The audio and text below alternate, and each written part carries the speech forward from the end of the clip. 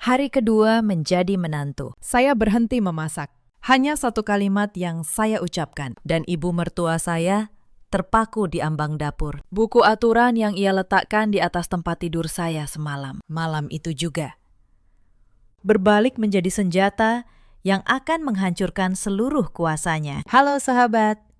Selamat datang kembali di kanal ini. Kisah malam ini tentang sebuah rumah megah di kawasan Menteng, tentang sebuah buku aturan keluarga, dan tentang seorang perempuan yang memilih diam, bukan karena lemah, tetapi karena ia tahu cara membaca pasal yang orang lain tidak bisa baca. Sebelum kita mulai, tinggalkan jejak di kolom komentar. Dari kota mana Anda menonton malam ini? Nama saya Larasati. Usia saya 31 tahun. Saya bekerja sebagai pengacara properti di sebuah firma hukum di kawasan Sudirman. Sudah 8 tahun saya menekuni satu hal yang sama, yaitu membaca surat, akta, dan sertifikat sampai ke titik dan koma terkecil. Orang membayar saya mahal bukan untuk berdebat dengan suara keras. Mereka membayar saya untuk menemukan satu kalimat yang salah, yang bisa membalikan kepemilikan sebuah bangunan dalam satu sidang. Saya menikah dengan Bayu 6 bulan lalu. Bayu, seorang pria yang baik, lembut, sopan, sedikit penakut.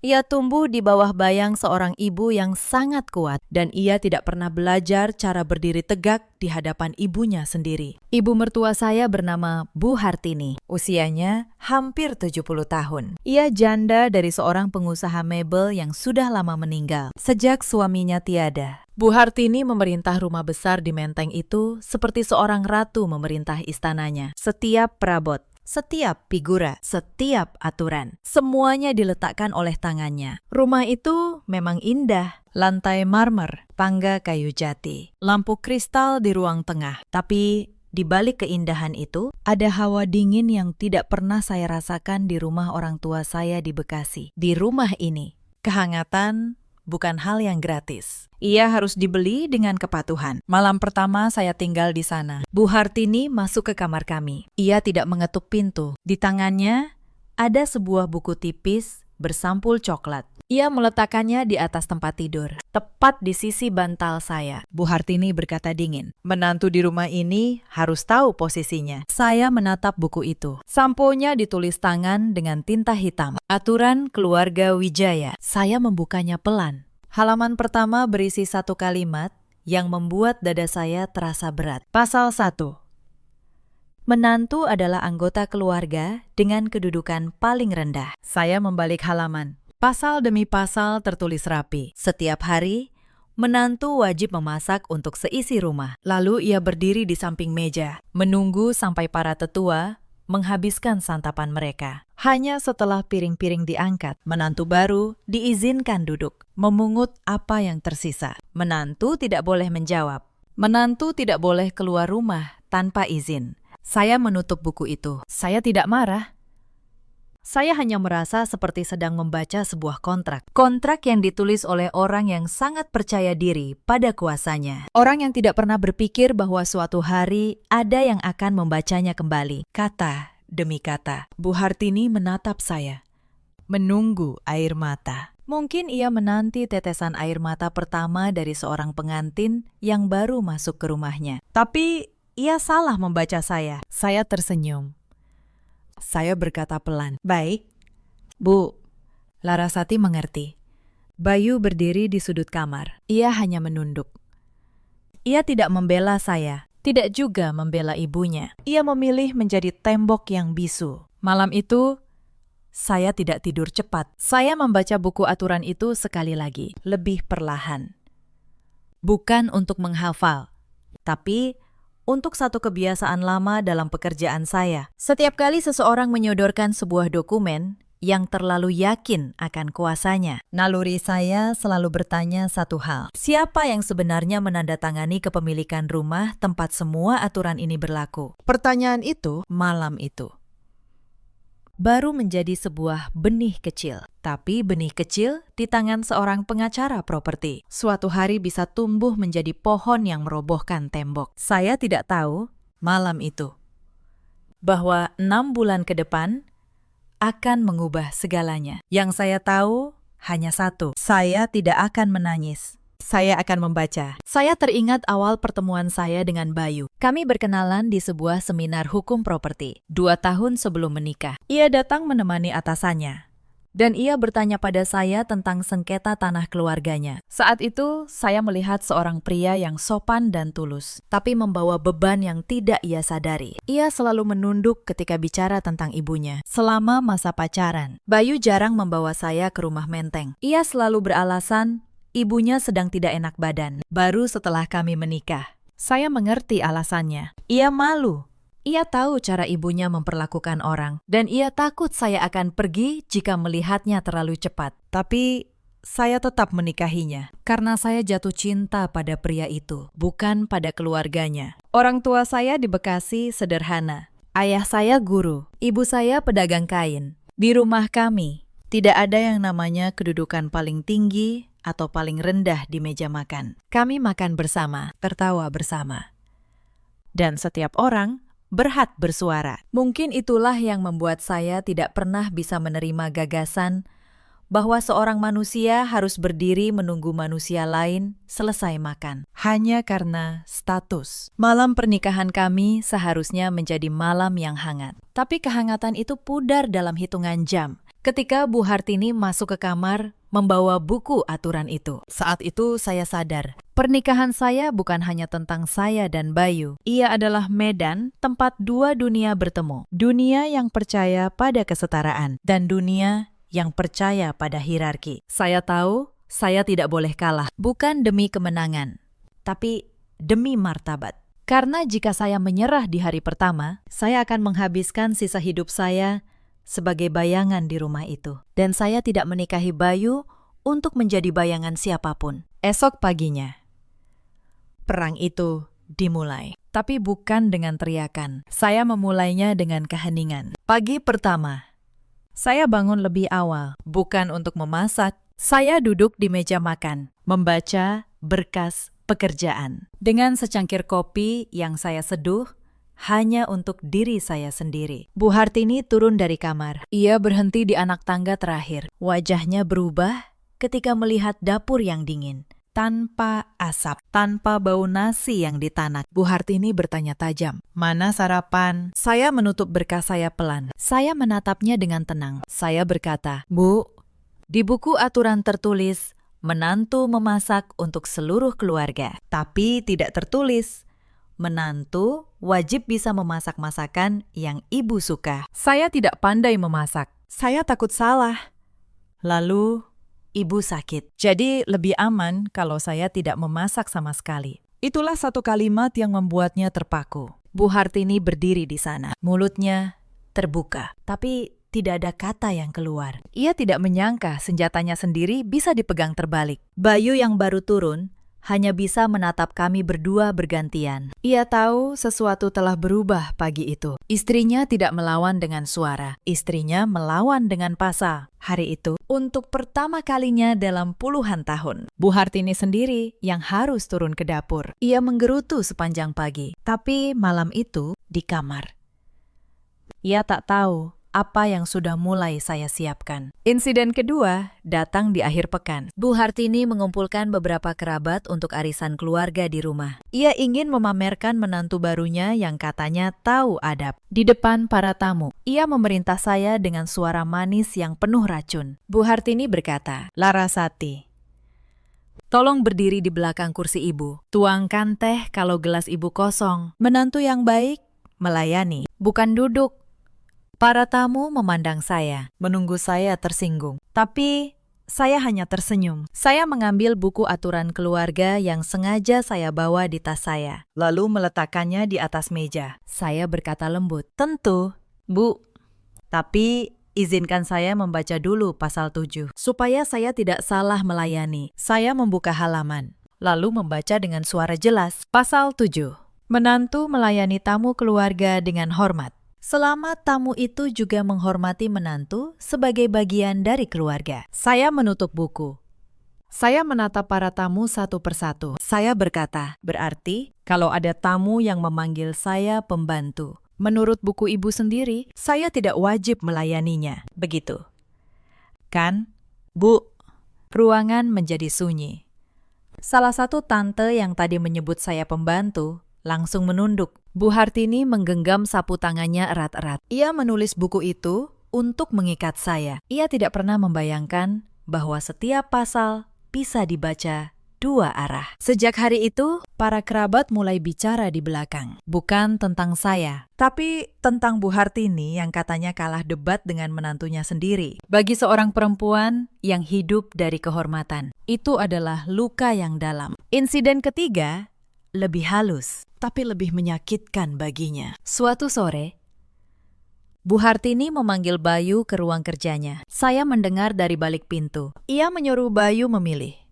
Ibunya atau istrinya. Bayu berkata gemetar, "Bu, Laras tidak salah apa-apa. Dia hanya mengikuti aturan ibu sendiri." Bu Hartini membentak.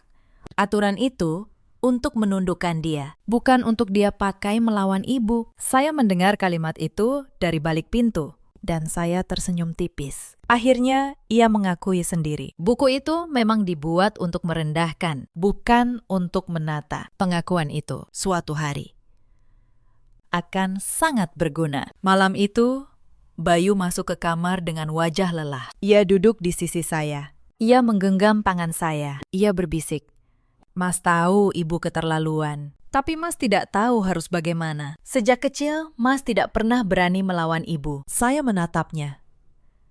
Saya tidak marah padanya. Saya hanya merasa kasihan pada pria yang tumbuh tanpa pernah diajari berdiri tegak. Saya berkata pelan, "Mas tidak perlu melawan. Mas hanya perlu diam dan percaya pada saya. Saya tidak akan menyakiti ibu. Saya hanya akan membuat ibu mengerti bahwa rumah ini bukan istana. Dan kita semua sama tingginya di meja makan." Insiden keempat adalah soal uang. Suatu hari, datang tagihan renovasi atap rumah yang bocor. Jumlahnya 300 juta rupiah. Bu Hartini dengan angkuh menyuruh Bayu yang membayar. Padahal tabungan Bayu tidak sebesar itu. Ia seorang karyawan biasa di perusahaan logistik. Bu Hartini berkata, "Kamu suami. Kamu yang tanggung rumah ini. Ini rumah keluarga. Dan kamu anak laki-laki satu-satunya." Saya yang mendengar itu hanya diam. Tapi di kepala saya, satu pertanyaan lama kembali muncul. Kalau ini benar rumah keluarga, atas nama siapa sertifikatnya sekarang? Saya tidak bertanya keras-keras. Saya hanya mencatatnya dalam hati. Seperti saya mencatat setiap detail kecil dalam berkas klien saya. Malam itu, diam-diam, saya mulai bekerja, bukan sebagai menantu, tapi sebagai pengacara. Tidak lama setelah itu, muncul masalah baru soal uang belanja rumah. Setiap bulan, Bayu menyerahkan sejumlah uang kepada ibunya untuk kebutuhan dapur dan rumah. Tapi Bu Hartini, atas bisikan Sari, mulai menuntut jumlah yang jauh lebih besar. Dengan alasan harga-harga naik. Padahal saya tahu, sebagian uang itu mengalir ke kantong Sari di Bintaro. Saya tidak menuduh tanpa bukti. Itu bukan cara saya. Saya hanya mulai mencatat setiap pengeluaran, setiap belanja, setiap nota. Diam-diam saya menyimpan salinan mutasi rekening yang Bayu pakai untuk mengirim uang. Saya tahu suatu hari catatan kecil ini bisa menjadi cermin yang memperlihatkan kemana uang itu benar-benar pergi. Suatu malam, Bu Hartini menyindir saya di meja makan. Ia berkata bahwa menantu yang baik seharusnya menyumbang lebih banyak untuk rumah, bukan hanya numpang tinggal. Para kerabat yang kebetulan hadir mengangguk setuju, menatap saya seolah saya benalu di rumah itu. Saya meletakkan sendok saya pelan. Saya berkata dengan tenang, "Bu, saya tidak keberatan menyumbang. Tapi izinkan saya bertanya satu hal. Uang belanja yang dikirim Mas Bayu setiap bulan, apakah benar semuanya habis untuk dapur rumah ini? Karena dari yang saya lihat, meja kita tidak pernah berubah. Tapi jumlah yang diminta terus naik." Ruangan terdiam. Bu Hartini terlihat gugup. Sari, yang kebetulan ada di sana, buru-buru mengalihkan pembicaraan. Saya tidak melanjutkan. Saya hanya ingin menanam satu benih keraguan di kepala Bu Hartini. Benih bahwa mungkin orang yang selama ini ia bela bukanlah orang yang benar-benar tulus padanya. Insiden kelima mengubah segalanya. Kesehatan Bu Hartini mulai menurun. Penyakit mah kronisnya kambuh lagi. Ia kerap menekan perutnya, menahan nyeri yang datang berulang. Bayu sibuk di kantor sejak subuh hingga larut. Dan di rumah tak ada siapapun yang menjaganya pada siang hari, kecuali saya. Satu petang di pertengahan minggu, saya pulang lebih cepat dari biasanya. Begitu membuka pintu, saya mendapati Bu Hartini berdiri di dapur. Ia mencoba membersihkan sayur dengan tangan yang gemetar. Wajahnya pucat. Melihat saya, ia tidak lagi angkuh. Ia hanya melirik sekilas, lalu kembali menunduk. Saya masuk ke dapur. Saya menuang segelas air hangat. Saya bersandar di pintu, mengamatinya.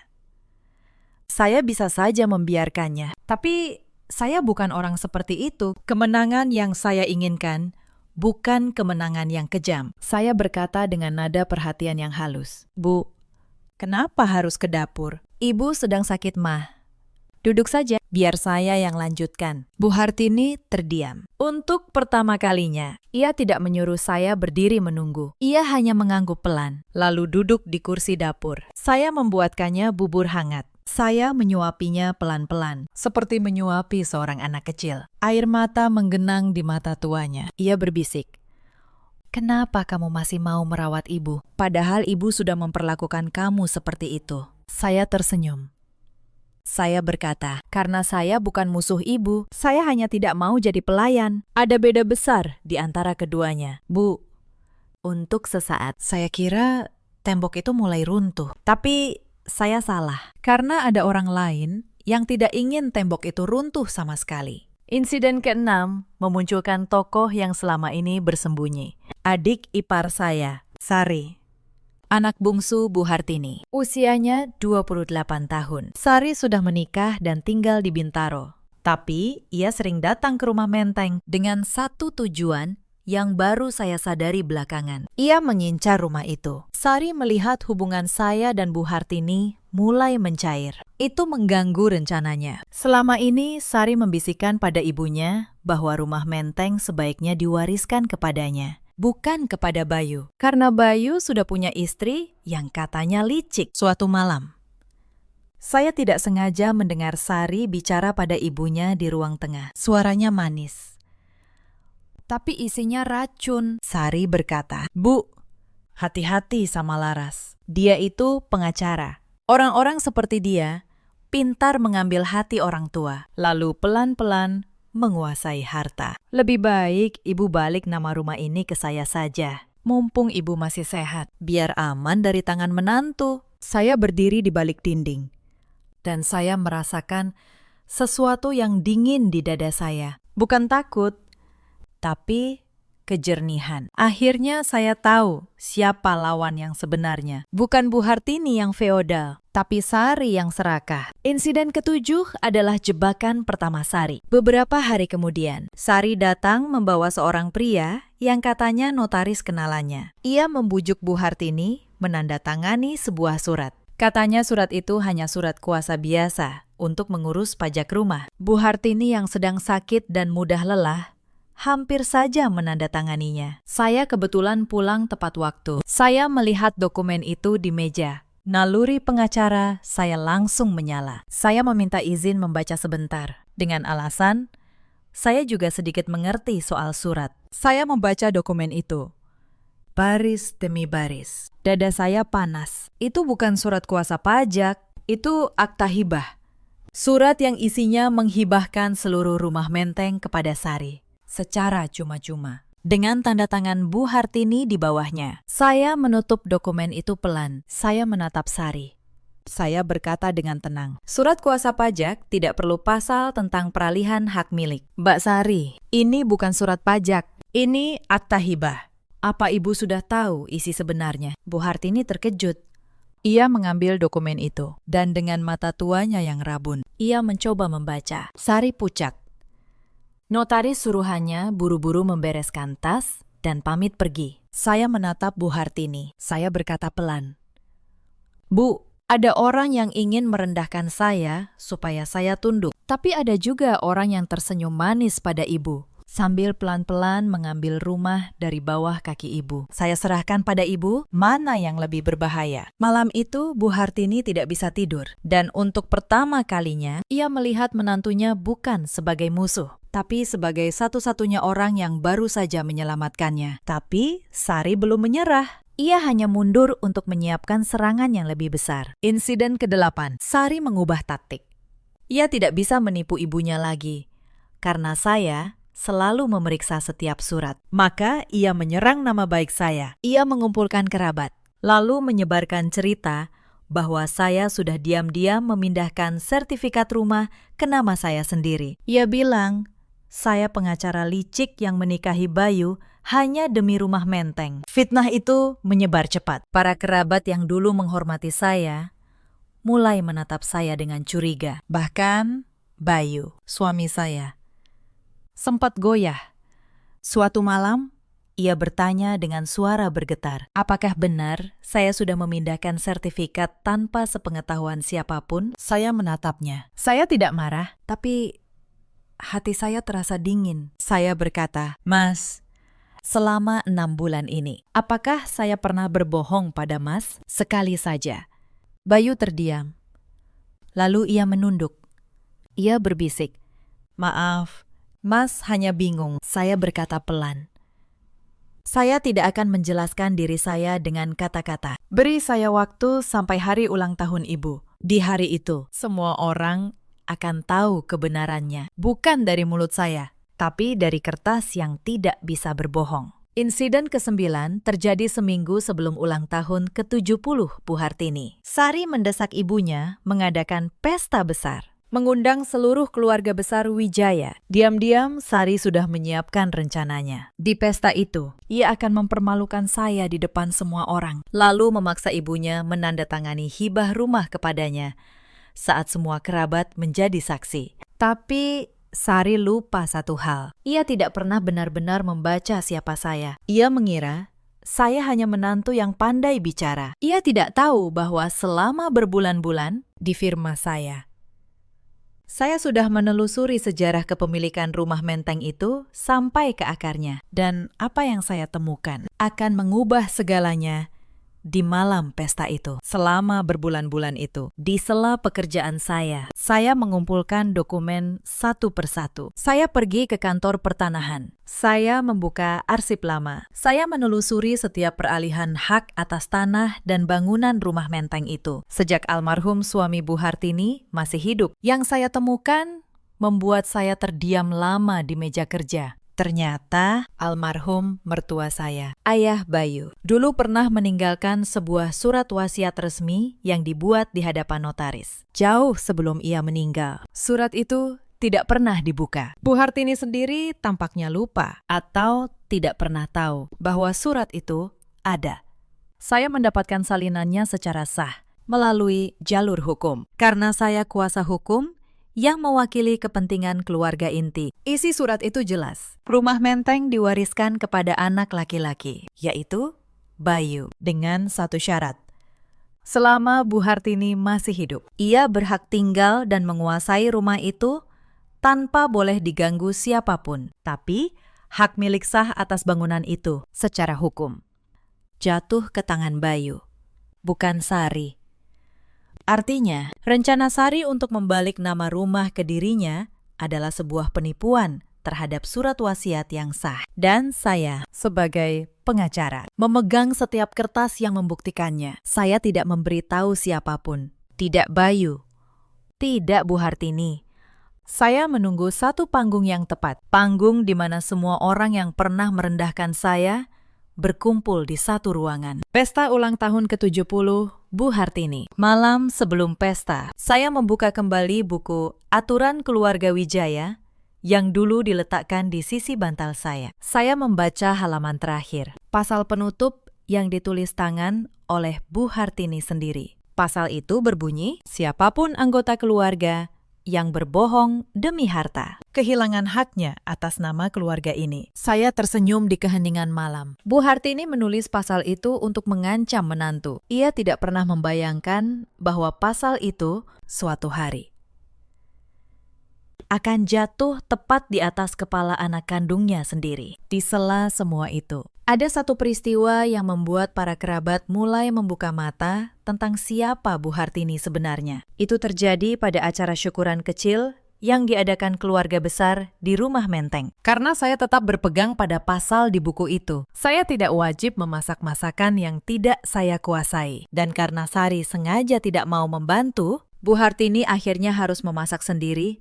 untuk 4 meja tamu. Seorang perempuan berusia hampir 70 tahun dengan mah kronis. Harus berdiri berjam-jam di dapur. Dengan panik, ia meminta Bayu bergegas ke pasar, memborong daging ayam, seafood, dan aneka sayur. Bayu pun berlari tergesa-gesa, bolak-balik tanpa henti. Sari hanya duduk di ruang tamu, sibuk dengan ponselnya, sambil sesekali melempar komentar dari kejauhan. Sari melontarkan komentar dengan nada manis yang justru menusuk. Bu, garamnya dikurangi ya. Om punya tekanan darah tinggi. Potongan ayamnya tolong dirapikan, supaya enak dipandang waktu disajikan. Saya berdiri di ambang dapur, menatap pemandangan itu dengan dada yang berat. Bukan karena puas, justru sebaliknya. Saya melihat seorang perempuan tua yang dulu begitu angkuh, kini menahan sakit di perutnya sambil memegang pisau dengan tangan gemetar. Asap dan minyak menodai kebaya sutranya. Beberapa kali ia ingin meminta bantuan, tapi gengsi menahannya. Saya mendekat.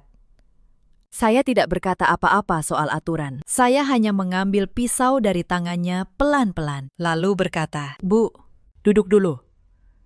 Biar saya bantu yang ini. Bukan karena aturan, tapi karena ibu sedang sakit, dan saya tidak tega. Bu Hartini menatap saya, dan untuk sesaat, keangkuhannya retak. Tapi dari ruang tamu, Sari melihat itu sebagai ancaman. Ia tidak ingin saya dan ibunya dekat, maka ia kembali memperkeruh suasana, mengingatkan ibunya tentang pasal makan belakangan, supaya jarak di antara kami tetap terjaga. Hidangan akhirnya siap, tapi terlambat 2 jam. Nasi liwetnya terlalu lembek, beberapa potong ayam tampak gosong, dan sayurnya mendingin di atas meja. Para tamu hanya bisa saling pandang dengan canggung. Seorang paman tertua berbisik kepada yang lain. Hartini sudah renta. Memaksakan aturan lama di segala urusan hanya membuat dirinya sendiri menderita. Malam itu, untuk pertama kalinya, Bu Hartini menyadari sesuatu. Aturan yang ia buat untuk berkuasa justru berbalik menyiksa dirinya sendiri di usia senjanya. Dan satu-satunya orang yang tetap membantunya tanpa diminta adalah menantu yang selama ini ia rendahkan. Tapi kesadaran itu belum cukup kuat untuk meruntuhkan tembok lama, karena selama Sari masih berada di dekatnya,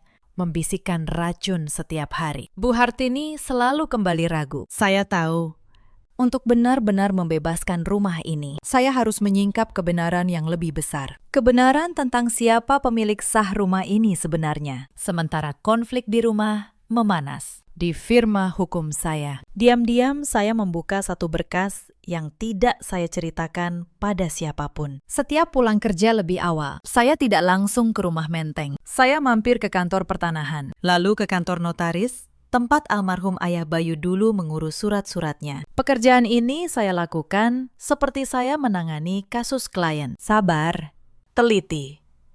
1 lembar demi 1 lembar. Saya menelusuri kapan tanah itu dibeli, atas nama siapa awalnya, dan apakah pernah ada perubahan kepemilikan setelah ayah Bayu meninggal. Saya mencari satu hal yang sering dilupakan keluarga yang hidup dalam keangkuhan. Kebenaran hukum yang tertulis hitam di atas putih. Butuh hampir 2 bulan sampai saya menemukan jejak surat wasiat itu. Surat itu tersimpan dalam arsip lama notaris. Tidak pernah diaktakan ulang. Tidak pernah dibuka oleh keluarga. Ketika saya membaca salinannya untuk pertama kali, tangan saya sempat berhenti di udara. Karena saya tahu, kertas yang saya pegang ini bisa meruntuhkan seluruh rencana Sari dalam 1 kali baca. Tapi saya tidak terburu-buru. Senjata yang dikeluarkan terlalu cepat hanya akan membuat lawan bersiap. Saya menyimpannya. Saya menunggu panggung yang tepat. Inilah perbedaan antara orang yang bertengkar dengan emosi dan orang yang bertarung dengan strategi. Yang pertama, menang dalam 1 malam, lalu kalah selamanya. Yang kedua, diam berbulan-bulan, lalu menang untuk selamanya. Di rumah, saya tetap bersikap seperti menantu biasa. Saya merawat Bu Hartini ketika maknya kambuh. Saya tetap sopan pada Sari, meski saya tahu apa yang ia rencanakan. Tidak ada yang curiga bahwa di balik ketenangan saya, sebuah map coklat sedang menanti waktunya. Malam-malam menjelang pesta, Bayu mulai berubah. Mungkin karena ia melihat saya tetap tenang di tengah badai fitnah. Suatu malam, ia duduk di sisi saya, lalu berkata dengan suara yang lebih mantap dari biasanya. Bayu berkata, "Laras, Mas tahu Mas, selama ini pengecut. Mas membiarkan Ibu dan Sari menyakiti kamu. Dan Mas hanya diam. Tapi Mas berjanji di hari pesta nanti, apapun yang terjadi, Mas akan berdiri di samping kamu. Bukan di belakang Ibu, di samping kamu." Saya menatapnya. Untuk pertama kalinya, saya melihat benih keberanian di mata pria yang saya nikahi. Saya berkata pelan, "Mas tidak perlu membela saya dengan suara keras. Mas hanya perlu berdiri dan tidak menunduk. Itu saja sudah cukup." Bayu mengangguk. Malam itu, saya tahu tembok terakhir di dalam dirinya mulai retak. Dan ketika seorang suami akhirnya berani berdiri, tidak ada ibu mertua, tidak ada adik ipar yang bisa merobohkan rumah tangga itu lagi. Tapi sebelum malam pesta itu tiba, Sari melancarkan satu pukulan terakhir untuk menyingkirkan saya lebih dulu. 3 hari sebelum pesta, Sari datang ke rumah Menteng dengan wajah berlinang air mata palsu. Ia bersujud di kaki ibunya, mengeluh bahwa rumah tangganya di Bintaro sedang hancur. Suaminya kabur dan ia tidak punya tempat tinggal. Ia memohon agar diizinkan kembali tinggal di rumah Menteng, di kamar utama. Kamar yang selama ini saya dan Bayu tempati. Bu Hartini yang lemah dan mudah luluh oleh tangis anak bungsunya, hampir menyetujui. Sari menatap saya dengan sudut matanya. Senyum kemenangan tersembunyi di balik air mata. Ia ingin mengusir saya pelan-pelan dari rumah itu, supaya saat pesta tiba, saya sudah tidak punya tempat berdiri. Sari berkata dengan suara terisak, "Bu, kamar utama itu hak anak kandung, bukan menantu. Laras bisa pindah ke kamar belakang, atau lebih baik dia pulang dulu ke rumah orang tuanya di Bekasi sampai keadaan tenang." Saya berdiri tenang. Saya tidak membantah dengan emosi. Saya hanya mengambil buku aturan keluarga, lalu membuka satu pasal lagi. Saya membaca dengan suara jelas. Pasal 11. Anggota keluarga yang sudah menikah dan keluar dari rumah tidak berhak menuntut kembali kamar di rumah ini tanpa izin pemilik sah. Saya menutup buku. Saya menatap Sari. Saya berkata, "Mbak Sari sudah menikah dan keluar dari rumah ini bertahun-tahun lalu. Menurut buku yang ditulis ibu sendiri, Mbak tidak otomatis berhak atas kamar utama. Tapi kalau ibu mengizinkan, itu hak ibu." Saya hanya membacakan apa yang tertulis. Sari menggeretakkan giginya. Sekali lagi, senjata yang dibuat untuk menjerat saya berbalik menusuk orang yang memegangnya. Bu Hartini menatap kedua menantu dan anaknya bergantian. Dan untuk pertama kalinya, ia melihat dengan jelas siapa yang jujur dan siapa yang berpura-pura. Malam itu, Bu Hartini memanggil saya ke kamarnya. Ia duduk di tepi tempat tidur. Tubuhnya tampak lebih kecil dan lebih tua dari biasanya. Ia menepuk tempat di sisinya, menyuruh saya duduk. Bu Hartini berkata pelan, suaranya tidak lagi dingin. "Laras, Ibu mau tanya satu hal. Jujur saja, kamu menikahi Bayu karena apa?" Saya menatap matanya. Saya berkata, "Karena saya mencintainya." "Bu, bukan karena rumah ini, bukan karena nama Wijaya. Kalau saya mau harta, saya bisa mendapatkannya sendiri dari pekerjaan saya. Saya tidak butuh merebut apapun dari ibu." Bu Hartini terdiam lama. Lalu, air mata mengalir di pipinya yang keriput. Ia berkata, "Ibu salah menilai kamu. Selama ini ibu kira kamu lawan, padahal kamu satu-satunya yang berdiri di depan saya tanpa topeng." Saya menggenggam tangannya. Saya berkata, "Bu, besok lusa, di hari ulang tahun ibu, akan ada hal yang ibu harus lihat sendiri. Saya minta satu hal, apapun yang terjadi, percayalah pada kertas, bukan pada air mata. Karena air mata bisa berbohong. Kertas, tidak." Bu Hartini mengangguk pelan, meski ia tidak mengerti apa maksud saya. Tapi untuk pertama kalinya dalam 6 bulan, ia tidur dengan tenang. Karena ia tahu ada seseorang yang menjaga rumahnya, bukan mengincarnya. Sementara di kamar saya menyusun semua dokumen ke dalam satu map coklat, salinan surat wasiat almarhum, sertifikat asli rumah, riwayat peralihan hak dari kantor pertanahan, dan akta hibah palsu yang dulu hampir ditandatangani Bu Hartini, yang saya simpan sebagai bukti niat jahat Sari. Saya menatap map itu lama. Besok bukan tentang balas dendam. Besok adalah tentang meletakkan kebenaran di atas meja, di depan semua orang yang pernah menatap saya sebelah mata, lalu membiarkan kertas yang berbicara. Hari ulang tahun ke-70, Bu Hartini tiba. Rumah menteng dihias mewah. Karangan bunga berjajar di teras. Meja panjang penuh hidangan. Hampir seluruh keluarga besar Wijaya datang. Paman, bibi, sepupu.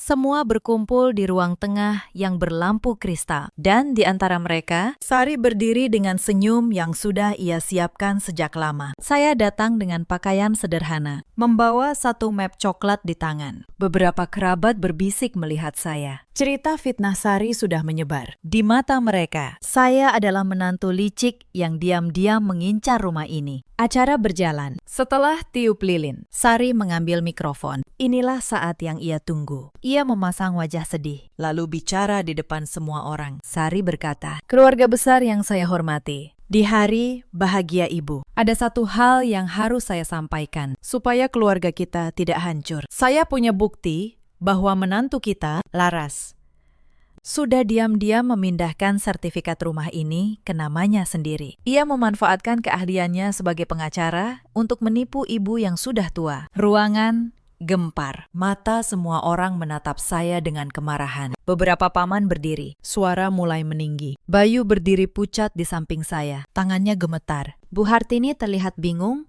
dan terguncang di kursinya. Sari melanjutkan dengan suara lantang. Karena itu, demi menyelamatkan rumah keluarga dari tangan orang luar, saya minta ibu hari ini juga menandatangani surat agar rumah ini dikembalikan ke nama anak kandung, yaitu saya, supaya aman dari menantu yang serakah. Ia mengeluarkan sebuah dokumen dan pena, lalu berjalan menuju ibunya. Semua mata tertuju pada Bu Hartini yang gemetar memegang pena. Saya melangkah maju. "Tenang," saya berkata dengan suara yang tidak tinggi, tapi jelas terdengar ke seluruh ruangan. "Sebelum ibu menandatangani apapun, izinkan saya membacakan beberapa lembar kertas. Setelah itu, silahkan keluarga memutuskan siapa yang serakah." Ruangan terdiam. Saya membuka map coklat saya. Saya mengeluarkan lembar pertama. Saya berkata, "Ini sertifikat asli rumah menteng. Silahkan paman tertua memeriksanya. Nama pemilik yang tertera di sertifikat ini bukan nama saya, bukan juga nama Sari.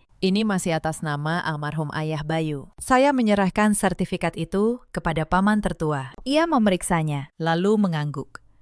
"Benar, bukan nama saya." Tuduhan pertama Sari runtuh dalam satu kalimat. Wajahnya mulai berubah.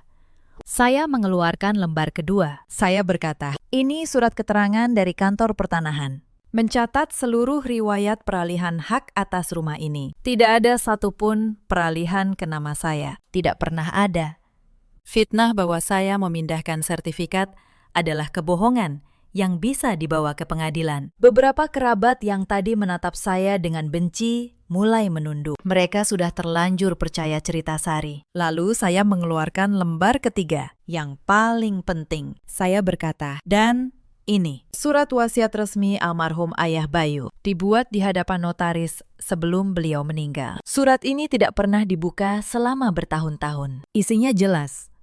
Rumah ini diwariskan kepada Bayu, anak laki-laki, dengan syarat Bu Hartini berhak tinggal dan menguasai rumah ini seumur hidup, tanpa boleh diganggu siapapun." Ruangan benar-benar sunyi sekarang. Saya menatap Sari, lalu melanjutkan. "Artinya, secara hukum, rumah ini tidak pernah bisa dihibahkan kepada Sari. Siapapun yang memaksa Bu Hartini menandatangani hibah kepada selain ahli waris sah, sedang melakukan penipuan terhadap surat wasiat. Dan itu, Mbak Sari, adalah tindak pidana. Sari menjadi pucat pasi. Tapi saya belum selesai. Saya mengeluarkan lembar terakhir dari map saya. Saya berkata pelan, "Ini akta hibah palsu yang beberapa minggu lalu hampir Ibu tanda tangani. Dokumen yang dibawa Mbak Sari, yang katanya hanya surat kuasa pajak. Padahal isinya menghibahkan seluruh rumah ini kepada Sari secara cuma-cuma. Saya simpan ini sebagai bukti bahwa sejak awal yang berniat merampas rumah ini bukan saya, tapi anak kandung Ibu sendiri." Saya meletakkan semua dokumen di atas meja, di depan seluruh keluarga. Saya berkata, saya tidak pernah memindahkan satu lembar sertifikat pun. Saya hanya menjaga agar rumah ini tetap di tangan yang seharusnya. Saya seorang pengacara. Tugas saya membaca kebenaran di atas kertas. Dan kertas tidak pernah berbohong. Bu Hartini meraih surat wasiat suaminya dengan tangan gemetar. Ia membacanya pelan-pelan, dan air mata mulai mengalir di pipinya. Ia mengenali tanda tangan almarhum suaminya. Ia tahu surat itu asli. Lalu Bu Hartini berdiri. Meski tubuhnya lemah, suaranya tegas untuk pertama kalinya malam itu. Ia menatap Sari. Bu Hartini berkata, "Sari, Ibu menulis sendiri pasal terakhir di buku aturan keluarga ini. Siapapun yang berbohong demi harta, kehilangan haknya atas nama keluarga ini." Ibu tidak pernah menyangka orang pertama yang melanggar pasal itu adalah anak Ibu sendiri. Sari menangis. Kali ini bukan air mata palsu. Ia berlutut, memohon ampun. Tapi para kerabat yang tadi memusuhi saya, kini berbalik menatapnya dengan kecewa. Kebenaran sudah terbuka di atas meja, dan tidak ada air mata yang bisa menutupinya kembali. Salah satu paman yang tadi paling keras menuduh saya berdiri. Ia menatap Sari, lalu berkata dengan suara berat, "Sari, kami semua tadi hampir ikut menghakimi Laras karena ceritamu. Ternyata kamu yang menyebar fitnah, sementara dia yang menjaga rumah ini. Kamu harus malu." Seorang bibi yang dulu memanggil saya pembantu menunduk dalam-dalam. Ia mendekati saya, lalu meminta maaf dengan suara bergetar. Ia berkata bahwa selama ini ia salah menilai saya, dan ia menyesal pernah merendahkan saya di depan banyak orang. Saya hanya mengangguk pelan. Saya tidak butuh permintaan maaf mereka. Saya hanya ingin satu hal sejak awal, berdiri sama tinggi dengan semua orang di rumah itu, sebagai manusia, bukan sebagai pasal di sebuah buku. Sari masih berlutut di tengah ruangan. Ia mencoba membela diri, mengatakan bahwa ia melakukan semua itu demi masa depannya. Tapi tidak ada lagi yang percaya. Topeng yang ia pakai bertahun-tahun runtuh dalam satu malam. Di depan seluruh keluarga yang ia harap akan menjadi saksi kemenangannya. Bu Hartini mengambil buku Aturan Keluarga Wijaya yang dulu ia letakkan di sisi bantal saya. Ia berjalan pelan menghampiri saya di depan seluruh keluarga. Ia menyerahkan buku itu ke tangan saya. Bu Hartini berkata dengan suara bergetar, "Laras, buku ini Ibu buat untuk menundukkan orang. Itu salah, Ibu. Kamu yang mengajari Ibu bahwa aturan seharusnya menjaga, bukan merendahkan. Mulai hari ini, di rumah ini, tidak ada lagi yang berdiri menunggu untuk makan. Kita semua duduk di satu meja, sama tinggi." Saya menerima buku itu. Saya tidak merasa menang.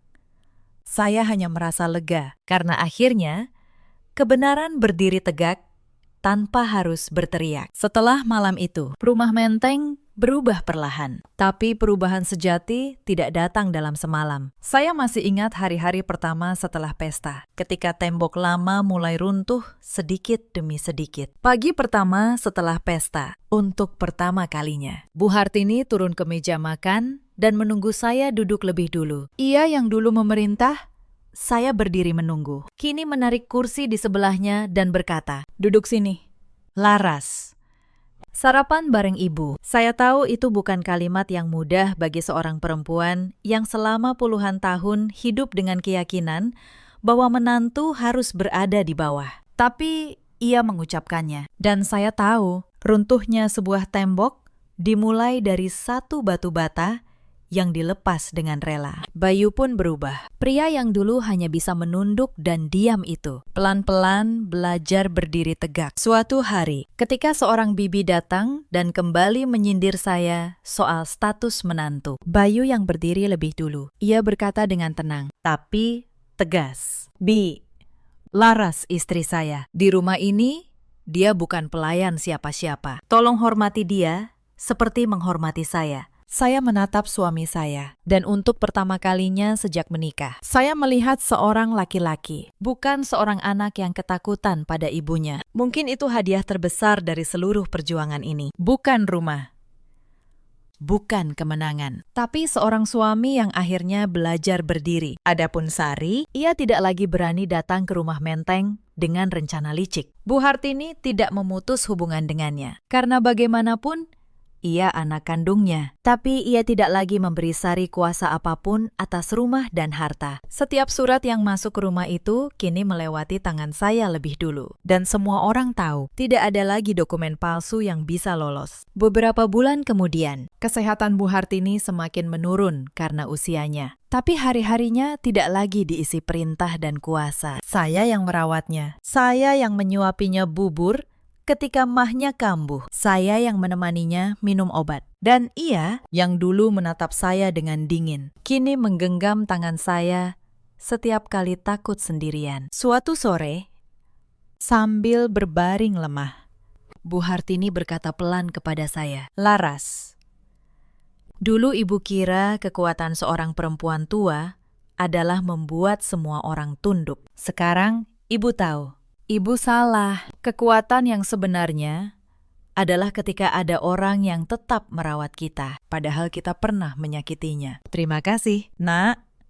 Ibu menyesal baru mengerti di akhir usia. Saya menggenggam tangannya. Saya tidak menjawab dengan kata-kata. Saya hanya tersenyum. Dan untuk pertama kalinya, saya merasa benar-benar diterima sebagai bagian dari keluarga itu. Bukan sebagai menantu yang paling rendah, tapi sebagai seorang anak. Waktu berlalu, dan hubungan saya dengan Bu Hartini berubah menjadi sesuatu yang tidak pernah saya bayangkan di malam pertama dulu. Ia mulai memanggil saya, "Nak," bukan lagi sekadar menantu. Setiap sore, ketika saya pulang kerja, ia sudah menunggu di ruang tengah, ingin bercerita tentang hari-harinya. Perempuan yang dulu begitu dingin itu, ternyata hanya seorang ibu tua yang takut kesepian di rumah besarnya. Aturan dan keangkuhan selama ini hanyalah tembok yang ia bangun untuk menutupi ketakutannya sendiri. Buku aturan keluarga Wijaya, yang dulu dipakai untuk merendahkan saya, kini tersimpan di lemari. Tidak lagi sebagai senjata, tapi sebagai pengingat.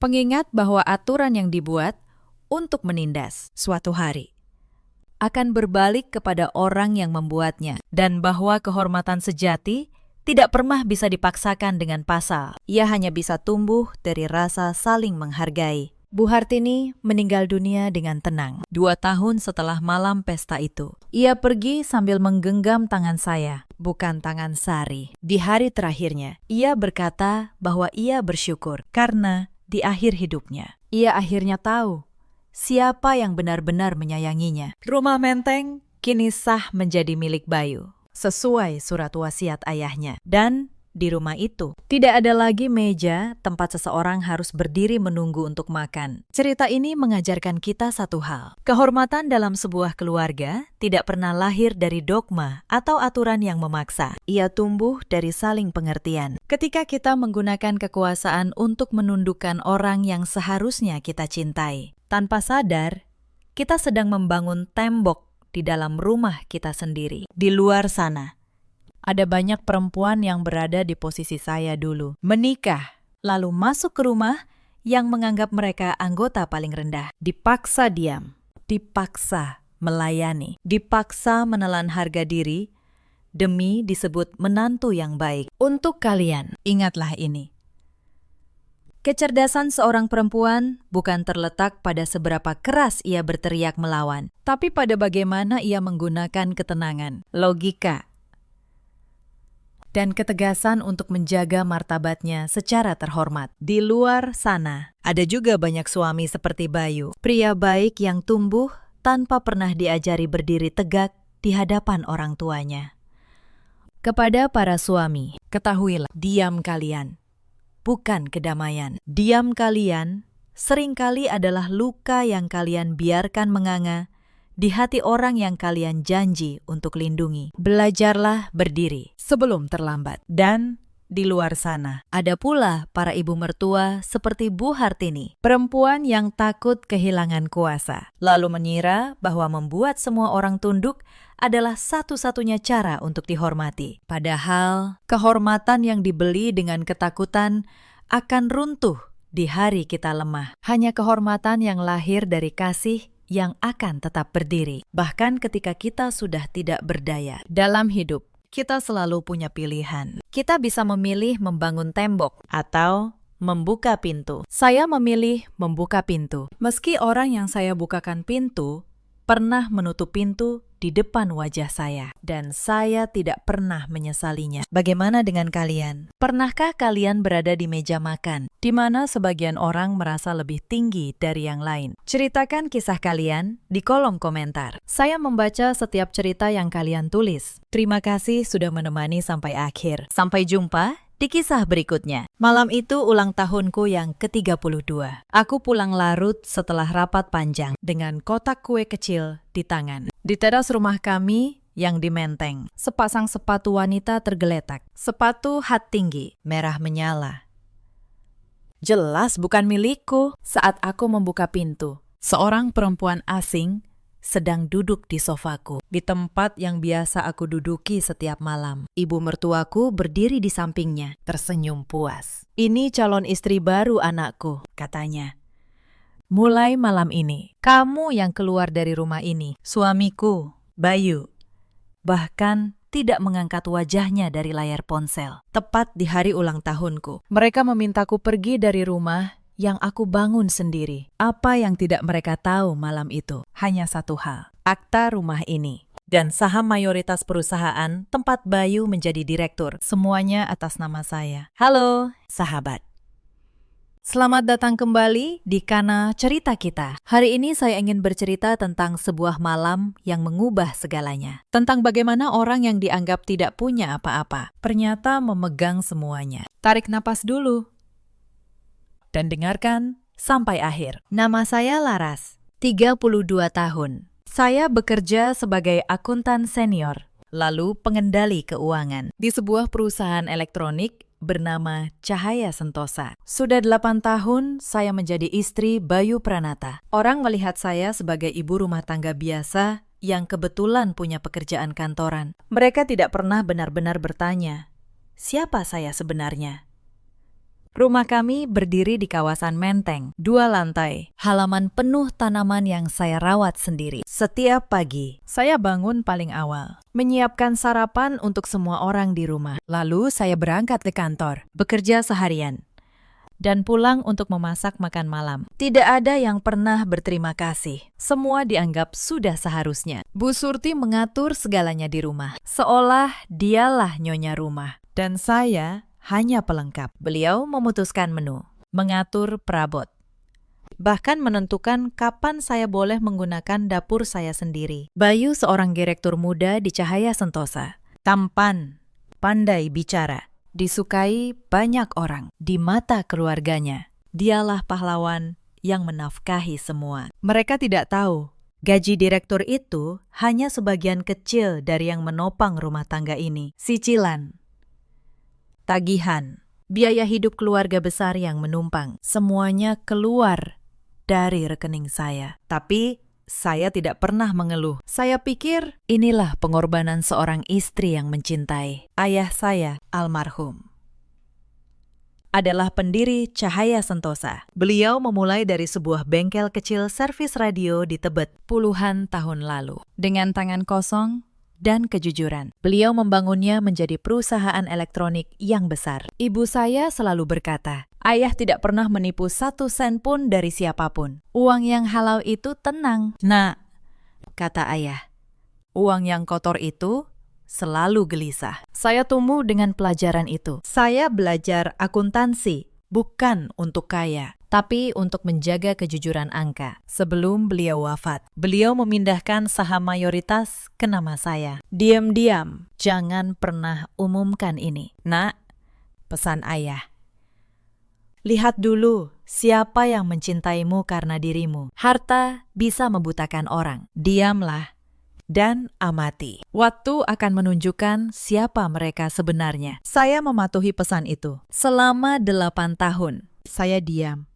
Saya bertemu Bayu di sebuah seminar bisnis. Saat saya masih berduka atas kepergian ayah, dia tampak tulus. Dia memperlakukan saya dengan lembut. Di saat saya paling rapuh, saya pikir inilah lelaki yang mencintai saya apa adanya, tanpa tahu siapa ayah saya. Saya tidak pernah memberitahunya soal saham, soal aset, soal warisan. Saya ingin dicintai sebagai Laras, bukan sebagai putri pendiri Cahaya Sentosa. Tahun-tahun pertama pernikahan kami manis. Bayu masih karyawan biasa di perusahaan lain. Lalu, dengan tenang, saya mengatur agar dia bisa bergabung di Cahaya Sentosa. Saya menggunakan pengaruh saya, diam-diam, agar dia naik jabatan demi jabatan. Dia mengira itu murni karena kemampuannya. Saya membiarkannya percaya begitu. Saya membiarkan Bayu merasa dialah penguasa rumah ini. Saya membiarkan ibu mertua memperlakukan saya seperti penyewa di rumah sendiri. Saya pikir suatu hari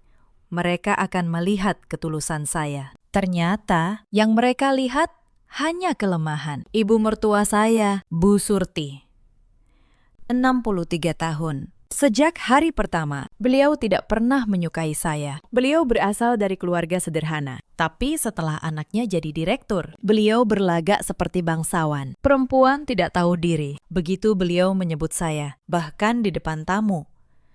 Beliau selalu membandingkan saya dengan menantu idaman di kepalanya, yang katanya lebih cantik dan lebih kaya. Adik ipar saya, Dinda, 29 tahun. Manis di depan, tajam di belakang. Dinda yang paling pandai meracuni pikiran Bayu tentang saya. Dia hidup mewah tanpa pernah bekerja, dengan uang yang dia kira berasal dari kakaknya. Setiap kali saya membantu, dia merendahkan. Setiap kali saya diam, dia menginjak.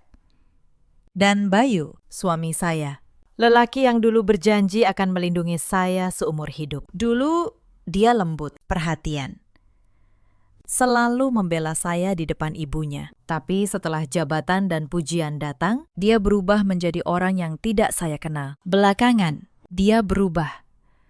Pulang larut, bau parfum asing, ponsel selalu tertelungkup. Saya tahu, tentu saja saya tahu. Tapi saya memilih diam dan mengamati. Karena ayah mengajari saya satu hal. Jangan bertindak sebelum semua bukti ada di tangan. Mari saya bawa kalian ke awal retakan itu. 2 tahun lalu, perusahaan Cahaya Sentosa hampir bangkrut. Krisis pasokan, utang menumpuk. Gaji karyawan tertunda 2 bulan. Bayu, sebagai direktur, panik. Dia tidak tahu harus berbuat apa. Malam itu, dia pulang dengan wajah pucat. Perusahaan akan tutup, katanya lirih. Dia duduk terkulai di sofa, kepalanya tertunduk. Untuk pertama kalinya terlihat begitu rapuh. Kalau perusahaan bangkrut, semua karyawan kehilangan pekerjaan. Aku tidak tahu harus bagaimana. Laras. Saya menatapnya. Di mata saya, perusahaan itu bukan sekedar tempat kerja Bayu. Itu warisan ayah saya. Itu tempat ratusan keluarga menggantungkan hidup. Saya tidak akan membiarkannya runtuh. Saya hanya tersenyum. Lalu, diam-diam, saya menyuntikkan dana pribadi saya ke perusahaan, 7 miliar rupiah. Lewat jalur investor yang tidak pernah mereka tahu wajahnya. Saya menghubungi Pak Hartono malam itu juga, menyusun skema agar dana itu masuk tanpa jejak ke saya. Dalam 2 minggu, gaji karyawan terbayar. Pemasok kembali percaya. Perusahaan bernapas lagi. Cahaya Sentosa selamat. Bayu dipuji sebagai direktur yang menyelamatkan perusahaan. Dia tidak pernah tahu, tangan yang menyelamatkannya adalah tangan istrinya sendiri. Malam saat perusahaan dinyatakan aman, Bayu pulang membawa kue dan bunga. Bukan untuk saya, Untuk ibunya, untuk merayakan keberhasilannya sebagai direktur. Saya menonton dari dapur dan tersenyum kecil. Saya tidak butuh pujian, saya hanya butuh tahu bahwa warisan ayah saya tetap berdiri. Setelah itu, Bayu semakin tinggi hati. Bu Surti dan Dinda semakin sering datang menginap, lalu menetap. Rumah saya perlahan berubah menjadi rumah mereka. Saya tetap memasak, membersihkan, membayar semua tagihan dari rekening pribadi. Mereka mengira itu uang Bayu. Saya tidak pernah meluruskan. Retakan pertama yang benar-benar menyakitkan terjadi tahun lalu. Saya keguguran. Anak pertama kami di usia kandungan 4 bulan. Itu kehamilan yang sudah saya nantikan bertahun-tahun. Saya sudah menyiapkan kamar bayi dengan tangan saya sendiri. Saya membeli box kecil, lemari mungil, dan satu mainan gantung yang berputar pelan. Saya membayangkan wajah anak saya setiap malam. Itu satu-satunya kebahagiaan murni di rumah itu. Lalu, suatu pagi, semuanya hilang dalam genangan darah dan rasa sakit yang tidak bisa saya gambarkan. Saat saya pulang dari rumah sakit, lemah dan rapuh, Bu Surti hanya berkata satu kalimat, "Perempuan yang tidak bisa memberi keturunan, untuk apa dipertahankan?" Bayu, suami saya, diam saja. Dia bahkan tidak memegang tangan saya malam itu. Dia tidak menemani saya ke rumah sakit. Dia tidak bertanya bagaimana perasaan saya. Saya menangis sendirian di kamar. Sementara di ruang tengah, mereka tertawa menonton televisi. Saya berbaring memeluk lutut, menatap kamar bayi yang kosong, dan merasa benar-benar sendiri di dunia. Saat itu, sesuatu di dalam diri saya mati. Tapi sesuatu yang lain mulai terbangun. Saya berhenti berharap. Saya mulai memperhatikan. Sejak malam itu, saya menyimpan setiap bukti, setiap struk, setiap transfer, setiap pesan. Saya tidak tahu kapan saya akan membutuhkannya, tapi saya menyimpannya. Penghinaan itu lalu datang bertubi-tubi, satu demi satu, semakin berani. Suatu sore, Bu Surti mengadakan arisan keluarga besar di rumah saya. Belasan kerabat datang. Saya yang memasak sejak pagi, menyiapkan semua hidangan. Saat para tamu memuji masakan, Bu Surti dengan santai berkata, "Ini masakan pembantu baru kami." Pembantu? Di rumah saya sendiri, di hadapan belasan orang. Saya disebut pembantu. Saya hanya tersenyum, menuang teh.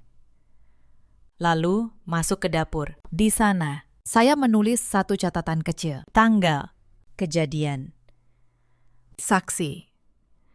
Map saya bertambah 1 lembar. Minggu berikutnya, tagihan listrik dan air rumah datang. Seperti biasa. Saya membayar semuanya dari rekening pribadi. Jumlahnya tidak kecil. Saat saya sedang menghitung, Dinda lewat dan menyindir. "Enak ya numpang di rumah orang? Tinggal pakai uang, Mas Bayu." Uang Bayu. Padahal setiap rupiah yang menghidupi rumah ini keluar dari rekening saya. Saya tidak membantah. Saya hanya menyimpan bukti transfer itu. Rapi. Bertanggal. Suatu malam, saya mendengar Bu Surti menelpon kerabatnya di kampung. Iya, sebentar lagi anak saya cerai. Sudah ada calon istri baru yang jauh lebih pantas. Saat itu, perceraian bahkan belum pernah dibahas dengan saya. Mereka sudah merencanakannya diam-diam. Saya berdiri di balik pintu, mendengar nama saya disebut seperti barang yang akan dibuang. Esoknya, saya menemukan kamar bayi yang dulu saya siapkan telah dikosongkan. Box bayi, lemari kecil, semua mainan yang saya beli sebelum keguguran dibuang ke gudang. Kamar itu mau dipakai Mbak Sinta kalau nanti dia pindah. Kata Dinda, enteng. Saat itu hati saya seperti diremas. Tapi wajah saya tetap tenang. Saya masuk ke gudang malam itu, mengambil satu mainan kecil milik anak saya yang hilang. Saya simpan di koper. Itu satu-satunya barang dari rumah ini yang benar-benar saya inginkan. Tekanan itu tidak berhenti di dalam rumah. Mereka mulai membawanya keluar ke mata orang lain. Suatu hari, tetangga sebelah menyapa saya dengan tatapan aneh. Lalu, setengah berbisik, "Mbak Laras, yang sabar ya." Saya dengar Mbak suka boros, sampai bikin keluarga suami susah. Saya terkejut. Ternyata Dinda menyebar cerita ke tetangga bahwa sayalah beban di rumah ini. Padahal setiap rupiah di rumah itu keluar dari kantong saya. Tapi fitnah selalu berjalan lebih cepat dari kebenaran. Saya tidak membela diri. Saya hanya tersenyum dan menyimpan satu catatan lagi di kepala. Suatu hari, semua tetangga ini akan tahu siapa yang sebenarnya menopang rumah megah itu. Lalu, di sebuah pertemuan keluarga besar, penghinaan itu naik satu tingkat lagi. Bu Surti membagikan rencana warisan dan urusan keluarga di depan semua orang. Setiap nama disebut Bayu, Dinda, para sepupu, bahkan kerabat jauh. Hanya nama saya yang tidak ada. Laras kan bukan benar-benar keluarga kita, kata beliau enteng sambil tertawa kecil. Seluruh ruangan ikut tertawa. Saya duduk di pojok, memegang gelas, menahan panas di dada. Bukan benar-benar keluarga. Setelah 8 tahun memasak, membayar, merawat mereka semua. Malam itu, saat semua orang tidur, saya membuka laptop dan memeriksa kembali seluruh dokumen saya. Saham, akta, rekening. Semuanya masih di sana, rapi, sah, atas nama saya. Mereka boleh menghapus nama saya dari daftar keluarga mereka. Tapi mereka tidak bisa menghapus nama saya dari akta-akta itu. Dan di akta-akta itulah sesungguhnya semua kuasa berada. Penghinaan demi penghinaan itu tidak membuat saya hancur. Justru sebaliknya, setiap kali mereka merendahkan saya, map saya semakin tebal dan tekad saya semakin keras. Beberapa bulan kemudian, saya mulai mencurigai keberadaan perempuan lain. Bayu sering menyebut nama Sinta. Katanya, rekan kerja dari perusahaan mitra. Tapi cara dia mengucapkan nama itu terlalu lembut untuk sekadar rekan kerja. Suatu sore, saya menemukan tagihan hotel di kantong jasnya. Kamar untuk 2 orang. Akhir pekan, saat dia bilang sedang dinas ke Surabaya. Saya tidak marah. Saya hanya memotret tagihan itu, lalu mengembalikannya ke tempatnya. Beberapa minggu kemudian, di acara ulang tahun perusahaan, saya melihat mereka berdua, Bayu dan Sinta, berdiri di sudut, berbicara terlalu dekat untuk ukuran rekan kerja. Sinta menyentuh lengan suami saya, tertawa manja. Bayu tidak menjauh sama sekali. Banyak karyawan melihat, beberapa berbisik. Beberapa menatap saya dengan kasihan. Saya berdiri di seberang ruangan, memegang gelas, tersenyum kepada para tamu, seolah tidak terjadi apa-apa. Di dalam, saya mencatat semuanya. Tanggal, tempat, saksi. Map saya bertambah lagi. Pulang dari acara itu, Bayu bahkan tidak menjemput saya. Saya pulang sendiri dengan taksi. Di rumah, Bu Surti menyambut dengan sindiran. Suami sibuk, ya. Wajar. Istrinya kurang menarik. Saya hanya tersenyum, naik ke kamar, dan membuka map saya yang semakin tebal. Saya menyimpan tagihan, foto, catatan. Di map yang sama dengan bukti-bukti lain. Map itu semakin tebal, dan saya semakin tenang. Karena saya tahu, hari pembalasan itu akan datang, bukan dengan teriakan, tapi dengan tanda tangan. Mari saya ceritakan bagaimana semuanya memuncak. 3 minggu sebelum ulang tahun saya, Dinda mulai bertingkah aneh. Dia sering berbisik dengan Bu Surti, lalu berhenti saat saya lewat. Mereka mengukur ukuran kamar saya, memindahkan beberapa barang saya ke gudang. Hanya beres-beres, kata Dinda dengan senyum manis. Saya tahu mereka sedang merencanakan sesuatu. Saya pura-pura tidak peduli. Lalu, 2 minggu sebelum ulang tahun, Bayu mengajak saya bicara. Laras, katanya. Aku rasa kita perlu memberi jarak sebentar. Jarak? Tanya saya tenang. Ibu merasa kamu kurang cocok dengan keluarga ini. Mungkin kamu bisa tinggal di tempat lain dulu. Saya menatapnya lama. Lelaki yang dulu berlutut melamar saya, kini mengusir saya dengan kalimat sopan. Baik, jawab saya. Aku akan pikirkan. Beberapa hari kemudian, Bu Surti mengadakan makan malam khusus di rumah. Saya pikir itu makan malam keluarga biasa. Saya memasak banyak, seperti biasa. Tapi ternyata ada satu tamu yang tidak saya kenal. Seorang perempuan muda berpenampilan mewah. "Kenalkan, ini Sinta," kata Bu Surti dengan bangga. Teman dekat Bayu. Sepanjang makan malam, Sinta duduk di sebelah Bayu, tertawa mesra. Seolah saya tidak ada. Bu Surti dan Dinda memperlakukannya seperti ratu. Sementara saya melayani di dapur. Saya menyajikan, mengisi gelas, membereskan piring. Di rumah saya sendiri, saya menjadi pelayan tamu suami saya. Malam itu, saya mengerti. Mereka sengaja mempertontonkan ini agar saya tahu diri dan pergi. Saya tidak menangis. Saya hanya mencatat satu hal lagi di map saya. Tanggal, nama, kejadian. Beberapa hari berikutnya, Bayu menyodorkan selembar surat kepada saya. "Tanda tangani ini," katanya. "Surat persetujuan pisah harta. Biar nanti urusannya gampang." Saya membaca surat itu dengan saksama. Isinya, saya melepaskan semua hak atas rumah dan harta. Mereka mengira saya tidak mengerti hukum. Mereka mengira saya akan menandatanganinya karena takut. Saya tersenyum dalam hati. Surat ini justru bukti niat mereka merampas yang bukan milik mereka. Aku perlu waktu untuk membacanya. "Bayu," kata saya, "tenang." Lalu, saya memfotonya dan menyimpannya. Surat itu, yang mereka kira senjata, kelak menjadi bukti melawan mereka sendiri. Saya tidak menandatangani apapun, karena bagaimana mungkin saya melepaskan sesuatu yang memang milik saya. Malam itu, saya tidak tidur. Bukan karena sedih, tapi karena saya sedang menghitung berapa lama lagi sebelum saya bisa melepaskan semua ini dengan bersih. Keesokan paginya, saya menelpon Pak Hartono, pengacara keluarga ayah saya. "Pakistan," kata saya. "Sudah waktunya, siapkan semuanya." Pak Hartono terdiam sebentar di ujung telepon. Lalu beliau berkata, "Akhirnya, Nak Laras." Beliau sudah menunggu telepon ini selama 8 tahun. Hari itu juga, saya mulai bergerak. Diam-diam, rapi.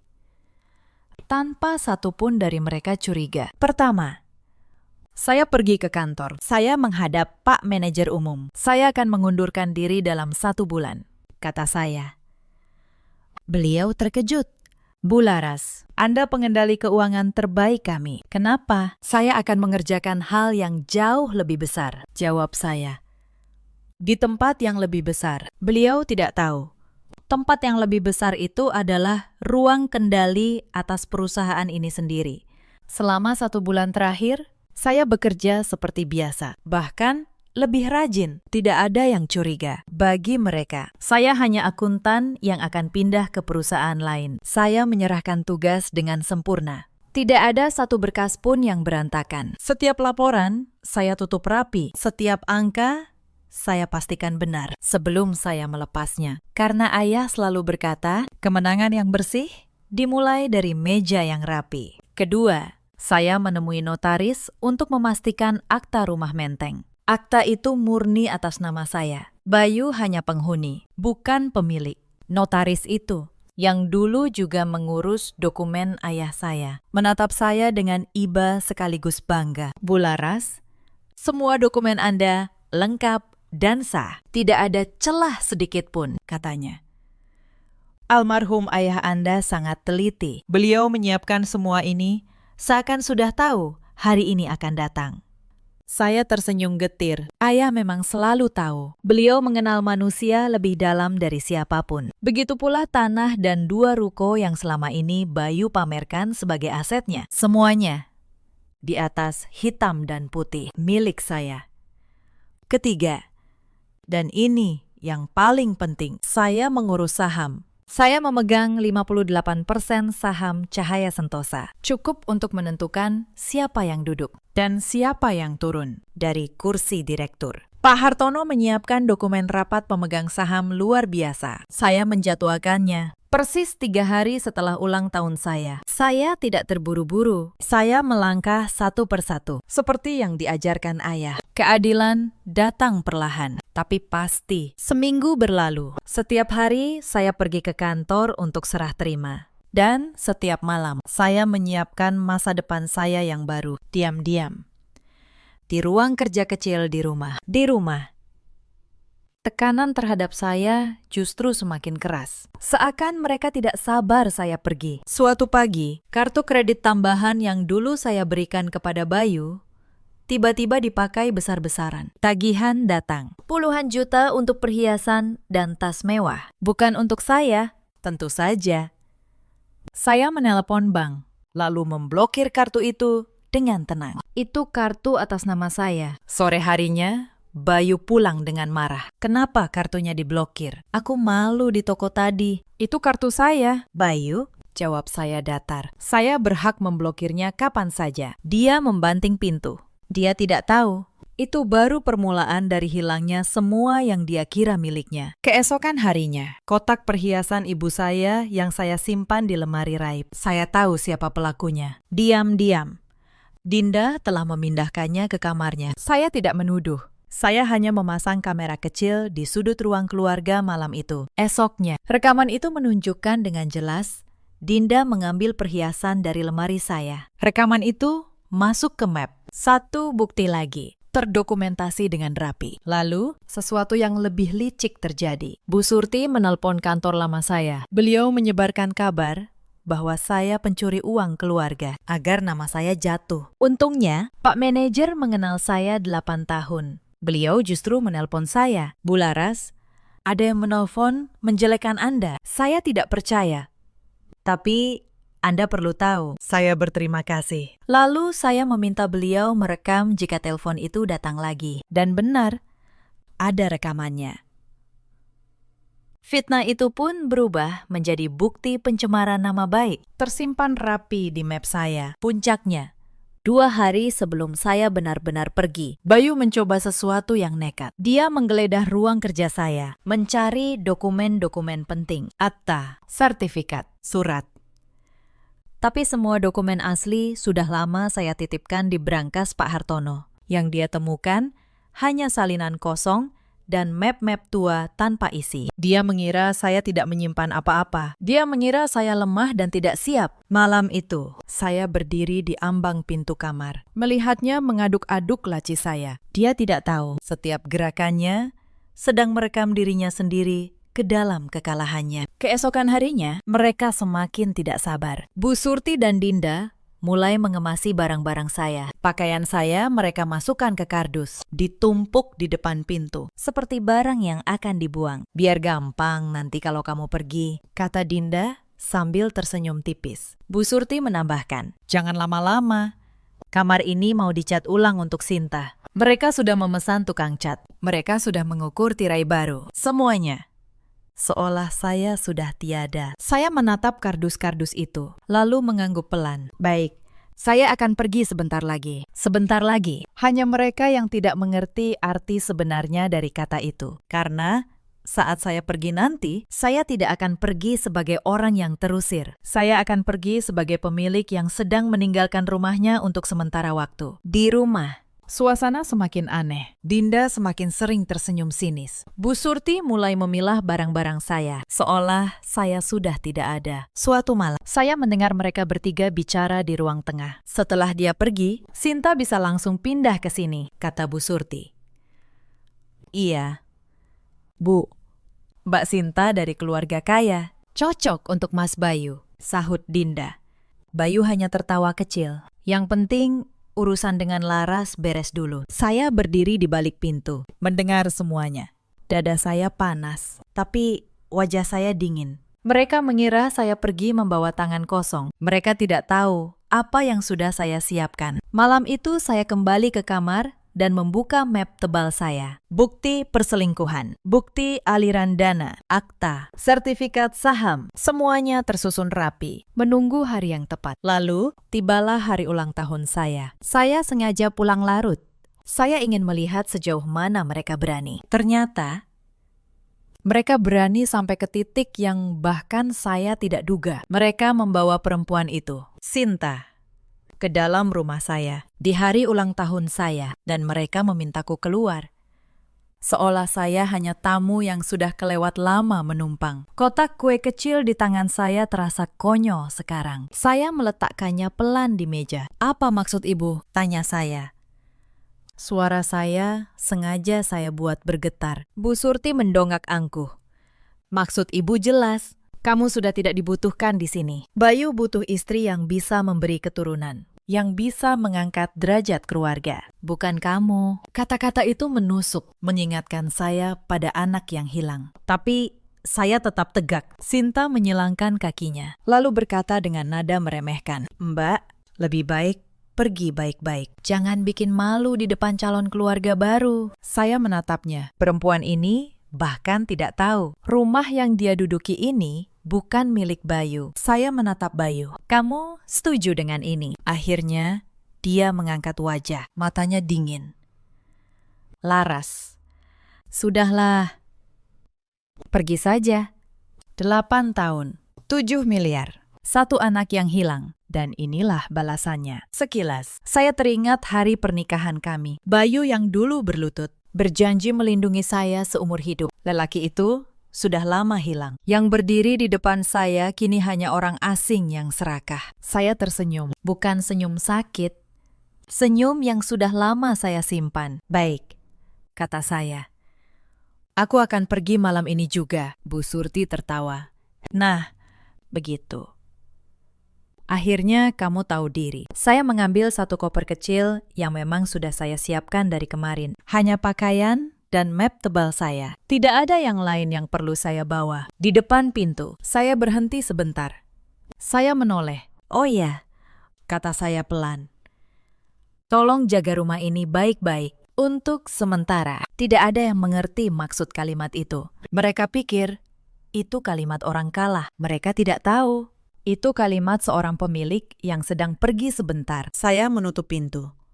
Dan untuk pertama kalinya dalam 8 tahun, saya bernapas lega. Di luar, hujan gerimis turun pelan di kawasan Menteng. Sebuah mobil sudah menunggu saya. Sopir Pak Hartono membukakan pintu. Saya memang sudah menghubungi Pak Hartono sejak kemarin, memintanya bersiaga malam ini. Saya tahu betul mereka akan bertindak di hari ulang tahun saya. Saya hanya menunggu mereka menunjukkannya. "Kemana?"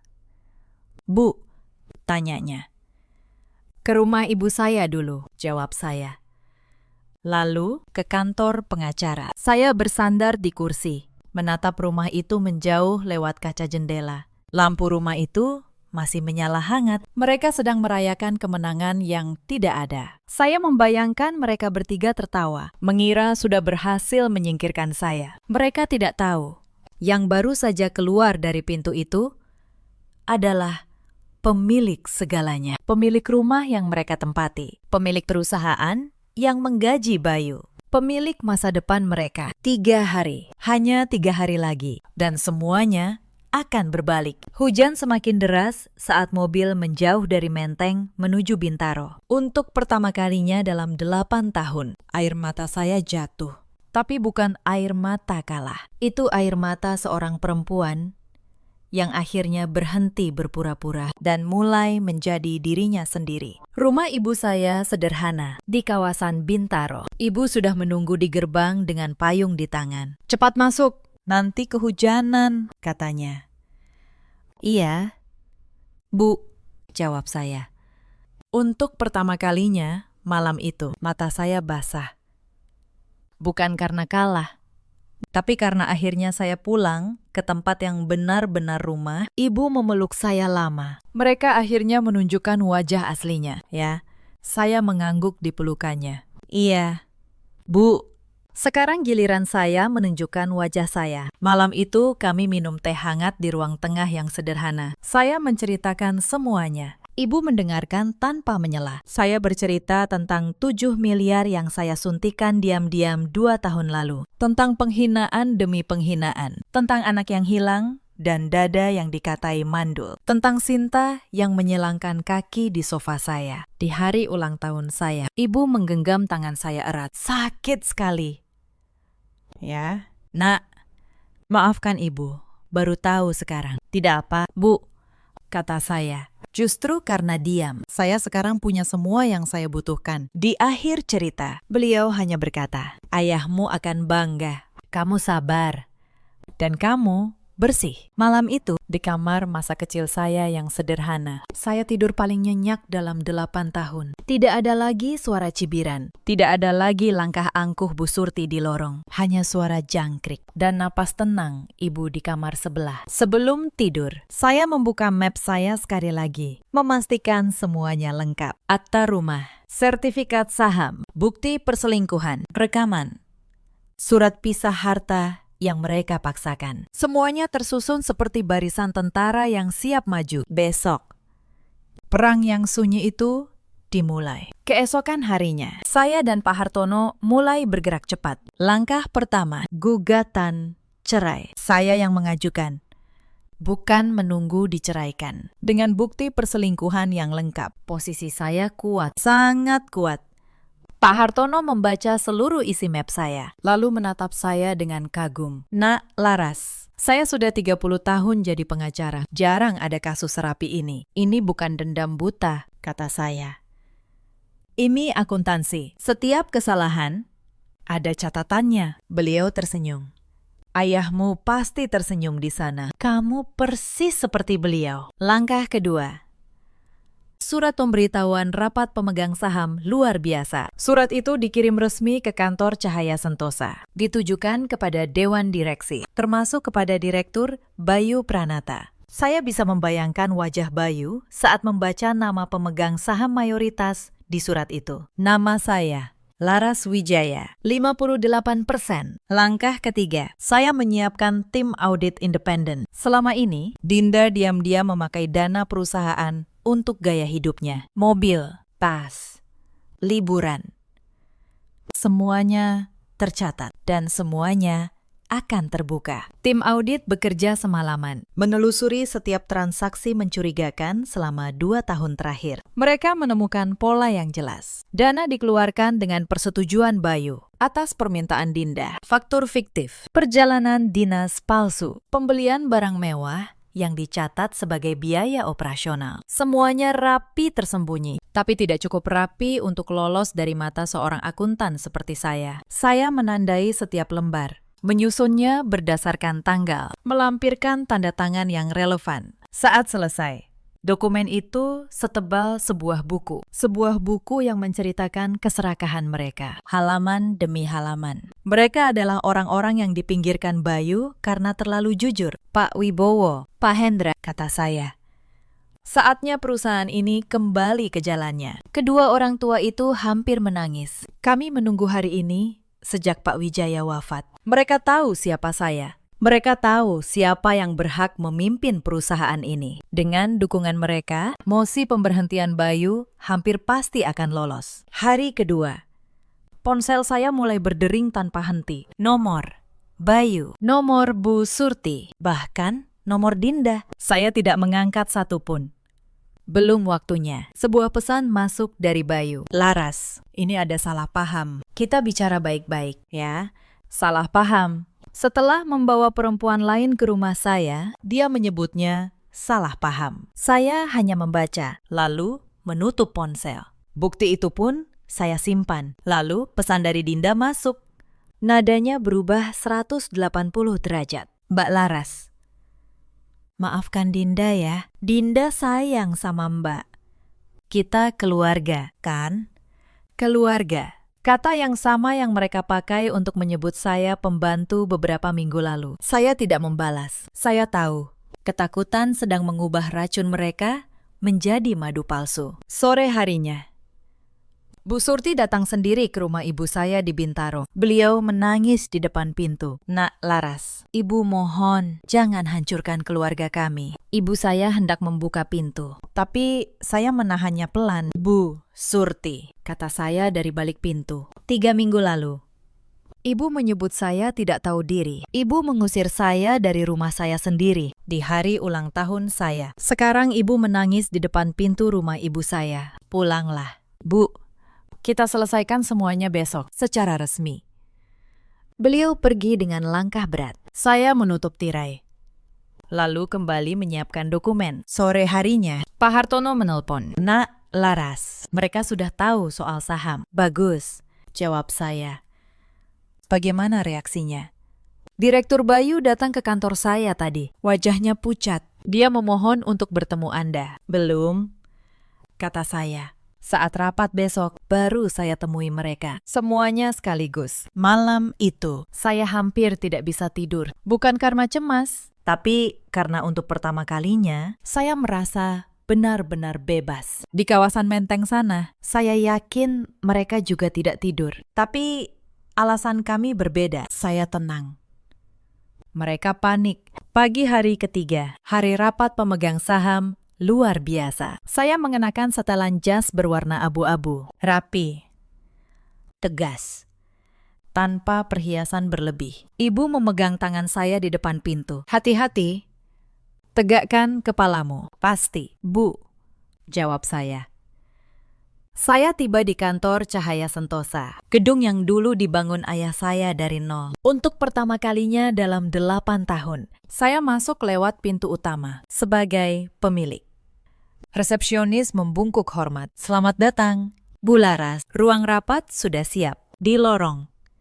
Beberapa karyawan lama mengenali saya. Mereka tersenyum penuh hormat. Mereka ingat siapa putri pendiri perusahaan ini. Saya berjalan menuju ruang rapat besar di lantai paling atas. Pintu terbuka. Di dalam, Dewan Direksi sudah duduk lengkap. Dan di sana, Bayu.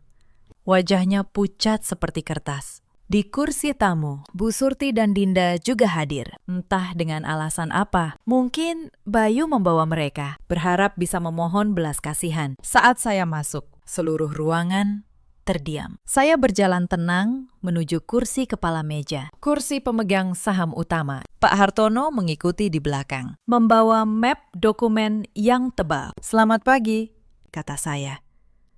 Terima kasih sudah hadir. Bayu berdiri. Laras, aku tidak tahu kalau maksudku. Kenapa kamu tidak pernah bilang? Saya menatapnya. Bilang apa, Bayu? Bahwa perusahaan yang kamu banggakan ini milik saya. Bahwa 7 miliar yang menyelamatkanmu 2 tahun lalu. Itu uang saya. Ruangan terkesiap. Para direksi saling pandang. Bayu terduduk lemas. 7 miliar itu. Kamu. Saya, jawab saya tenang. Dan saya tidak pernah meminta terima kasih. Saya hanya meminta dihormati. Tapi yang saya dapat adalah diusir dari rumah saya sendiri di hari ulang tahun saya. Bu Surti berdiri. Suaranya gemetar. Laras. Nak, Ibu tidak tahu kalau... Bu, potong saya halus, tapi tegas. Sekarang panggil saya Bu Laras. Kita bukan keluarga lagi. Beliau terdiam, jatuh kembali ke kursinya. Saya membuka map, satu persatu. Saya letakkan dokumen di atas meja. Ini sertifikat saham, 58%, Cahaya Sentosa, atas nama saya. Para direksi mencondongkan tubuh, beberapa mengangguk. Mereka sudah lama menduga.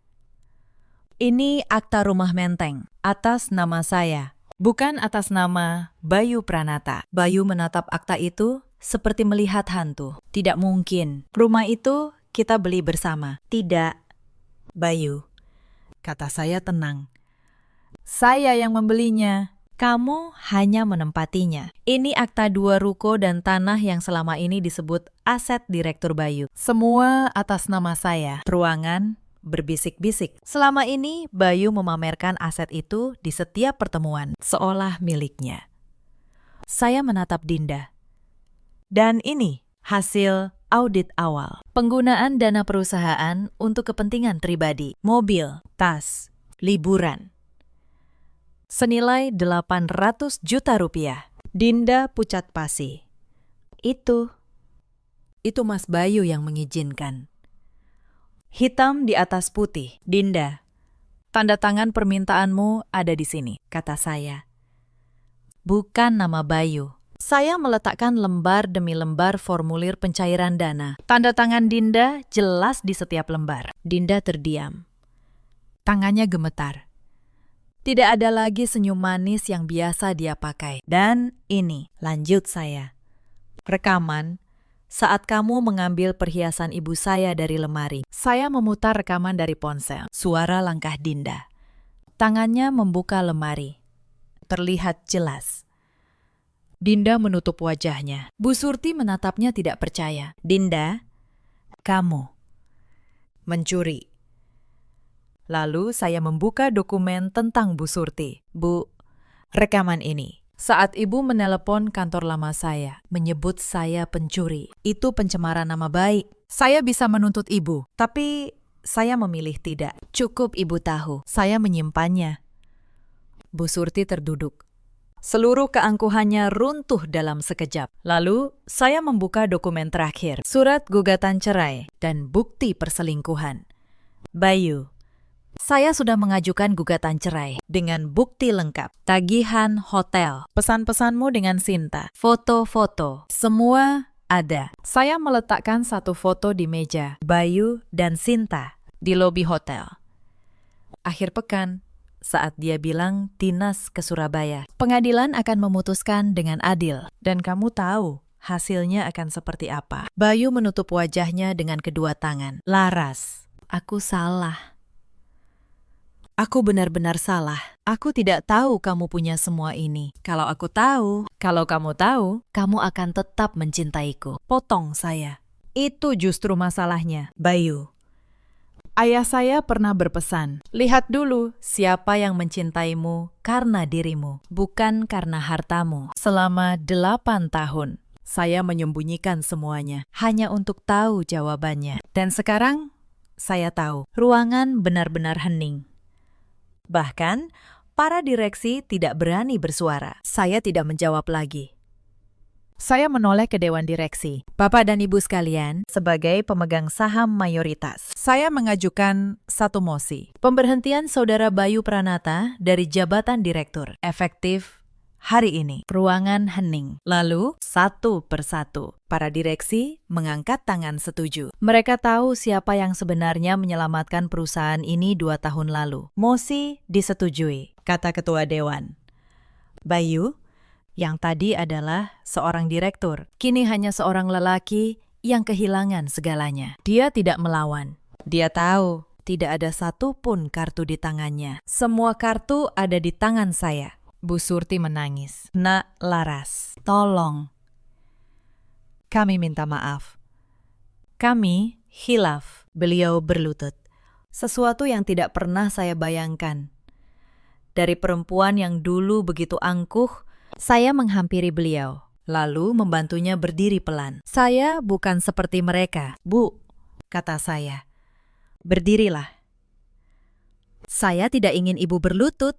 Itu bukan cara saya menang, tapi ibu harus tahu satu hal. Kehormatan tidak bisa dibeli dengan menindas orang lain. Bu Surti menunduk. Air matanya jatuh ke lantai ruang rapat. Saya berdiri. Merapikan dokumen saya. Bu, saya tidak akan mempersulit hidup ibu. Saya bukan seperti kalian. Rumah Menteng. Saya minta dikosongkan dalam 2 minggu. Itu rumah saya. Bayu boleh mengambil barang pribadinya, tapi tidak satu pun aset atas nama saya. Soal Sinta, lanjut saya. Silakan.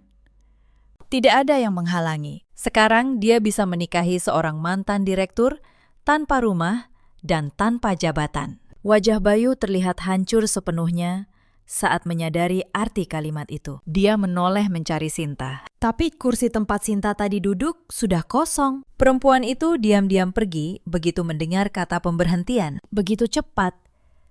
Begitu dingin.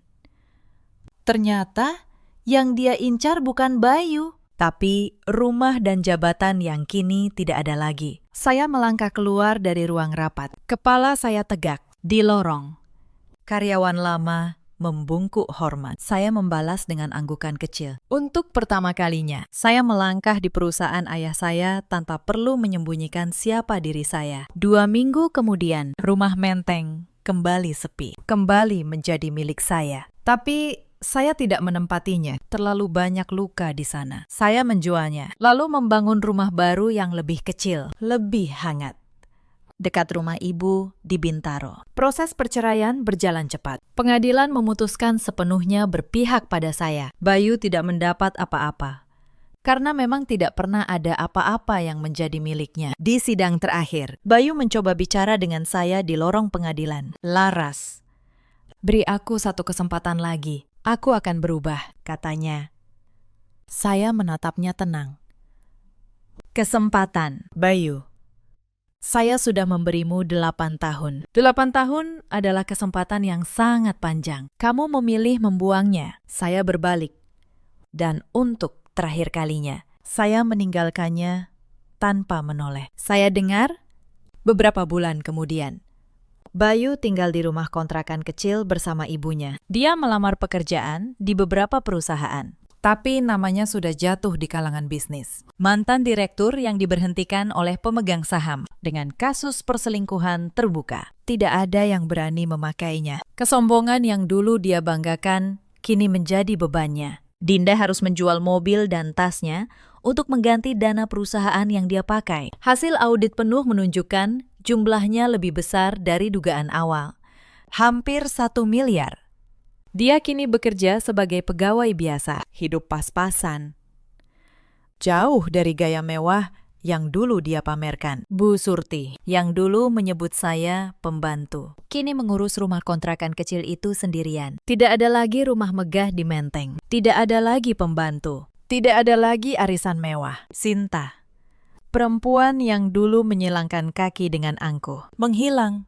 Begitu tahu Bayu tidak punya apa-apa. Ternyata yang dia incar memang bukan Bayu, tapi rumah dan jabatan yang kini sudah lenyap. Saya tidak merasa puas, dan saya juga tidak merasa menyesal. Saya hanya merasa, akhirnya, semua kembali ke tempat yang seharusnya. Sekarang, saya memimpin Cahaya Sentosa dengan tenang. Hari pertama saya masuk sebagai pemimpin. Saya kumpulkan seluruh karyawan. Perusahaan ini dibangun ayah saya dengan kejujuran, kata saya.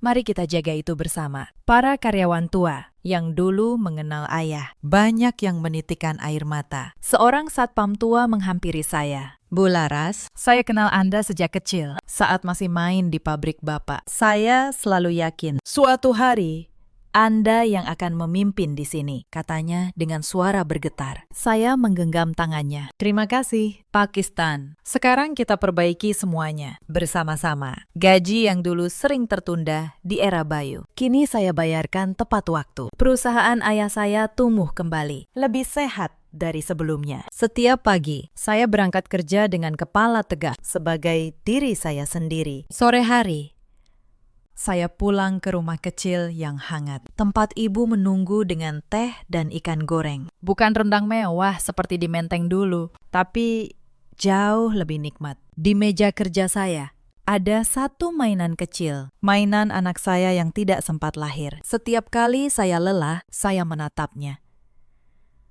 Dan saya ingat, kenapa saya harus kuat. Suatu sore, saya pergi ke makam ayah. Saya membawa bunga dan duduk lama di sana. Ayah, kata saya pelan, saya sudah menjaga semuanya. Perusahaan, kejujuran, dan harga diri. Saya menunggu selama 8 tahun, seperti pesan ayah. Dan akhirnya, saya tahu siapa mereka. Angin sore bertiup pelan, seolah menjawab. Saya merasa ayah tersenyum di suatu tempat yang jauh. Saya pulang dengan hati yang ringan. Untuk pertama kalinya, beban 8 tahun itu benar-benar terangkat. Saya meletakkan pena, lalu menatap keluar jendela. Aliran kali kecil di belakang rumah mengalir tenang. Masa lalu telah mengalir, seperti air sungai. Hanya hari esok yang baru yang tersisa. Kemenangan yang sunyi. Itu sudah cukup. Sahabat, cerita hari ini sampai di sini. Cerita ini mengajarkan satu hal. Jangan pernah menilai seseorang hanya dari penampilannya. Jangan mengira diam adalah kelemahan. Terkadang, diam adalah kekuatan yang sedang menunggu waktu. Di luar sana, ada banyak perempuan seperti saya dulu. Perempuan yang memberi segalanya, lalu dianggap tidak berharga. Ada juga banyak suami seperti Bayu yang menukar kesetiaan dengan kesombongan sesaat. Ada pula ibu mertua yang takut kehilangan kuasa, lalu menyakiti orang yang seharusnya mereka rangkul. Tapi ingatlah, yang asli pada akhirnya pasti akan bersinar. Orang yang berpegang pada prinsip, dialah yang pada akhirnya menang. Dalam hidup, kita selalu punya pilihan untuk diam, atau untuk bangkit. Bagi kalian yang mungkin sedang diperlakukan tidak adil hari ini, semoga cerita ini menjadi sedikit penghibur. Nilai kalian ditentukan oleh diri kalian sendiri. Tidak ada yang berhak menghakimi dengan sembarangan. Ceritakan kisah kalian di kolom komentar. Terima kasih sudah menemani sampai akhir. Sampai jumpa di cerita kita berikutnya.